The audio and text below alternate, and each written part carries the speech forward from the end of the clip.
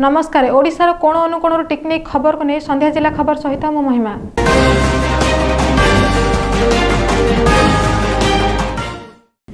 जगतसिंहपुर में विश्व प्रसिद्ध कलिंग बालीजात्रा महोत्सव उद्यापित।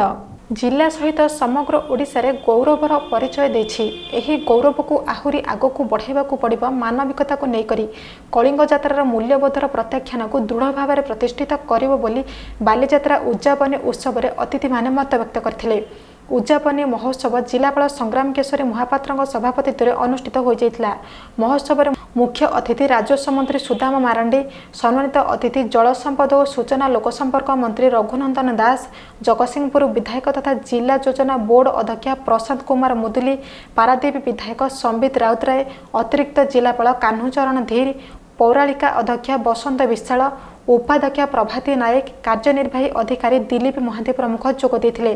बालीजात्रा कमिटी तरफ अतिथि मानक पुष्पगुच्छ उपढौकन आदि दिया जाय संबर्धना कर जायथिबा बेले चलित वर्ष एही कलिंग बालीजात्रा रे होइथिबा ओरमास जातीय पॉलिसी मेला सर्वाधिक 1 कोटी ऊर्ध्व व्यवसाय करिछि बोली जिलापाल श्री महापात्र कहिथिले। आसंता वर्ष को एहाको आहु बहुगुणित कराजिबो।